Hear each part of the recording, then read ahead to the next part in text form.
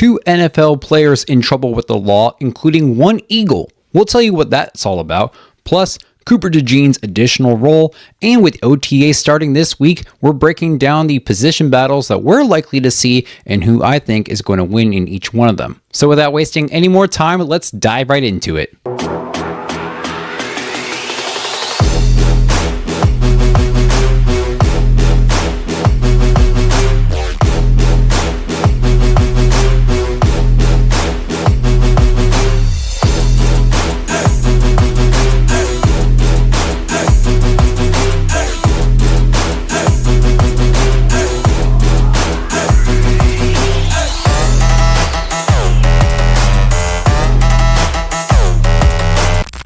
What's up, y'all, and welcome to 2nd and 15, a Philadelphia Eagles fan podcast powered by Olde City Sports Network, the best network for all your Philadelphia sports needs. This is your host, Michael Roscoe. OTAs began earlier this week without A.J. Brown for the first time since joining the team in 2022. However, our focus won't be on him this week, but before we get to what we will talk about with OTAs, we're going to begin with kind of an alarming topic, so listener and viewer discretion is advised. Starting off this week, we do have a couple of NFL players in trouble with the law, starting off with Green Bay Packers running back Josh Jacobs, as he was arrested Tuesday 3 days after an alleged domestic disturbance. Jacobs is being brought upon 5 domestic abuse related charges, including felony strangulation and suffocation charges. He was released from custody on Wednesday as law enforcement continues to do an investigation into what, if any, formal charges will be brought upon that'll obviously warrant a court date and stuff like that, according to Brown County DA's office. If all of this is true and he actually did the things that they're talking about that he did, this is wildly disturbing and unacceptable. Felony strangulation and suffocation charges, including intimidation of a victim charges. That's fucking crazy, y'all. I don't even know how one as a person could defend somebody who engages in these types of actions. Again, this is all if they actually occurred, considering this is an ongoing investigation and considering the idea or the concept of innocent until proven guilty. Regardless, engaging in those types of activities is completely unacceptable. There is a reason that Eagles GM Howie Roseman doesn't go after players who have engaged in this type of behavior because they have no place on the team, let alone in the league at all. And unfortunately, speaking of arrests, there is another player who found himself in trouble with the law, and he is a current Eagle. So, another former Georgia Bulldog, current Eagle, finds himself in trouble with the law after a vehicle-related incident, which I don't know what it is with UGA players and bad driving, but this shit's getting out of hand. Anyway, just before last weekend, several reports came out that Eagles edge rusher Nolan Smith Jr. was arrested in Twiggs County, Georgia on charges of reckless driving and speeding in excess of maximum limits after he was clocked, get this, at 137 miles per hour, more than double the max speed limit for the area. 137 miles an hour. Are you out of your fucking mind? What the fuck are you going that fast for? Thankfully, no one was hurt, nor was there any collision resulting in any property damage. But still, this shit could have been way fucking worse, especially at speeds that astronomically high. I drive a little tiny ass Hyundai Accent that only goes up to 140 miles an hour, and he was going just 3 miles under that. That isn't just reckless, that's downright fucking idiotic. I love my Eagles players, I do. But at the same time, when they do some stupid shit like that, I'm not going to hold back and not going to go against my values, you know? I don't know what the fuck happens down in Athens. I don't know if the city just makes people do stupid shit like drive that fast or other behind the wheel decisions. But Smith Jr. becomes the 3rd current Eagle / former Georgia Bulldog arrested on these or similar types of charges, because we all know about the Jalen Carter situation, but also linebacker Smile Munden Jr. was arrested in 2024 for reckless driving, which was dropped down to a misdemeanor of, quote, driving too fast for conditions, which I'll be honest with y'all, I'm not sure exactly what the fucking difference between that and reckless is, but anyway, it's not good. I know that when people are young, I was young once, that when you're young, you do stupid shit. It's human nature. I get it. But this is beyond stupid shit. This is just outright criminally dangerous. It's not a good look for Smith Jr., especially when there's been conversations about him getting a possible extension after the Eagles exercised his 5th-year option. The timing couldn't have been worse. His roster spot isn't in jeopardy, but prior to this arrest, again, he was being viewed in this type of make or break situation, and I believe this just elevated that type of look times 3. After this incident, and with everything else going on, Nolan Smith needs to have like the best season of his career this season.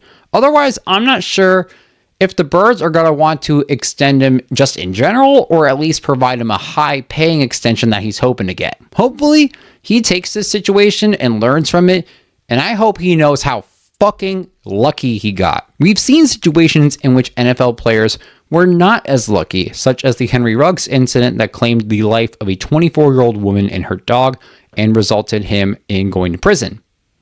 Slow the fuck down. It is not worth it. Your life and the lives of others on the road are exponentially more important than the 30 to 60 second dopamine hit by going fucking NASCAR speeds. Alright, y'all. Moving on to a more calm topic, we see Cooper DeJean transitioning to safety, but not in the way you think. Earlier this week, Eagles defensive coordinator Vic Fangio announced that Cooper DeJean will start at safety, but in base defense. Now, for longtime Eagles fans, if this sounds familiar, it's because it is, as they tried this out in his rookie season, but then ultimately decided to let him focus at the nickel position, which obviously he fucking excels in. However, this time, it seems to be more of an official move. Part of me wonders if this is like a temporary solution in light of the current lack of proven depth at the safety position. Plus, considering Philly's defense only runs base about 20% of the time,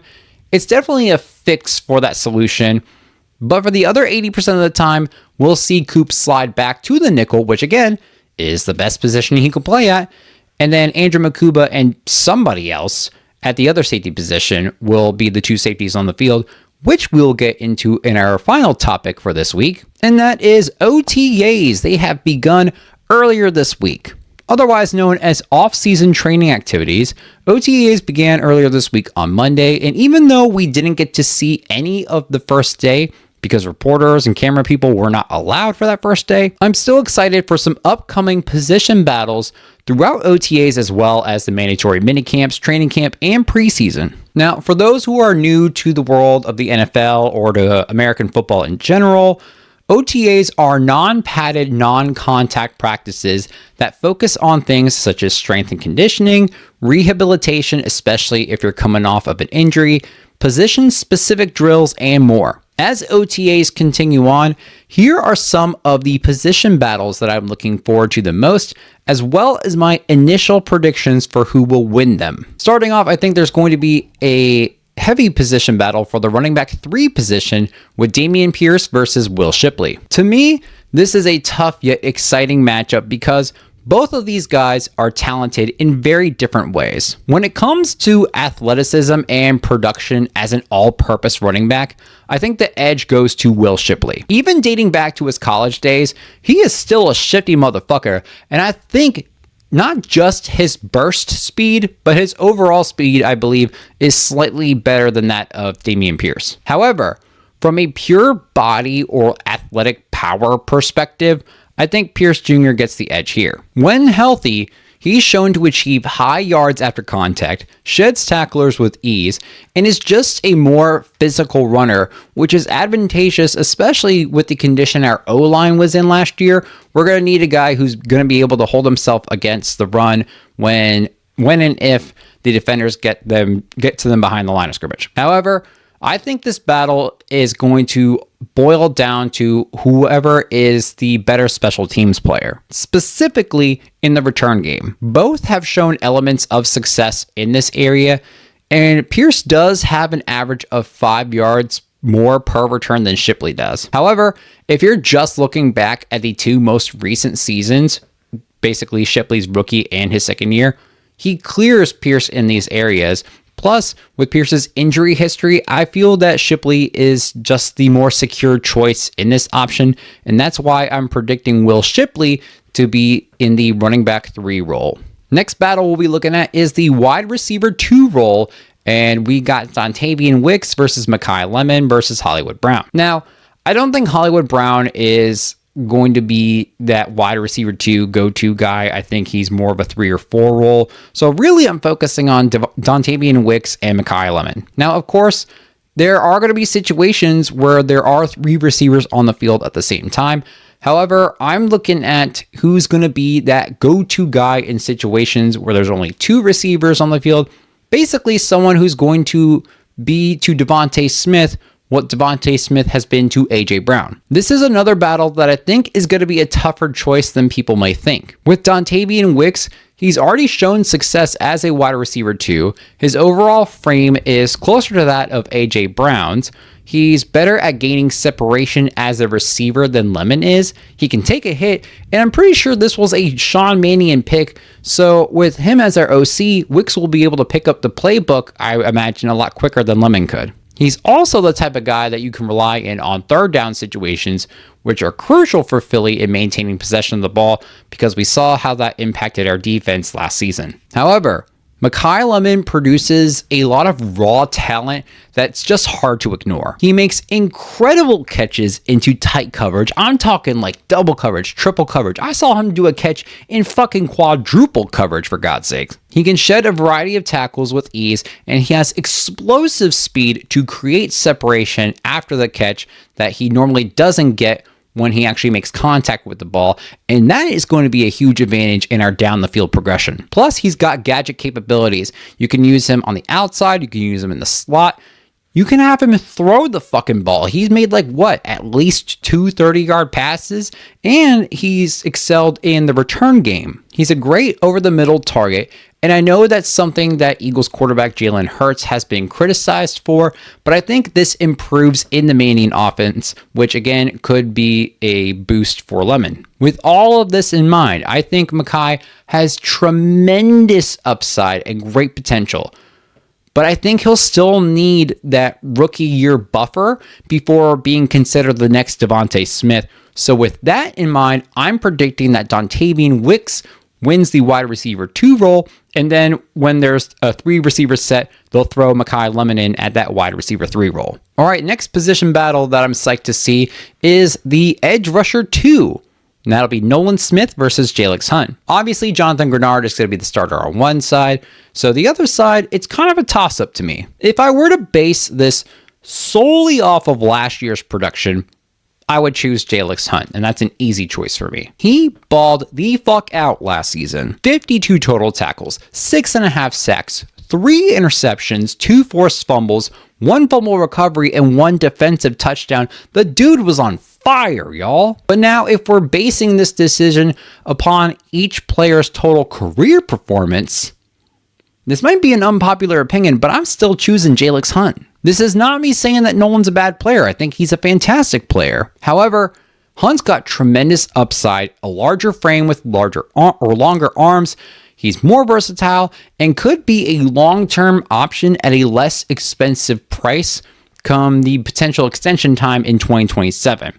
So with that, I'm going to go with Jalix Hunt winning this position battle for right now. And the last position battle that I am excited to see is the safety 2 role, which currently is going to be Marcus Epps versus Michael Carter Jr. Now, I know, you can't have a superstar at every position.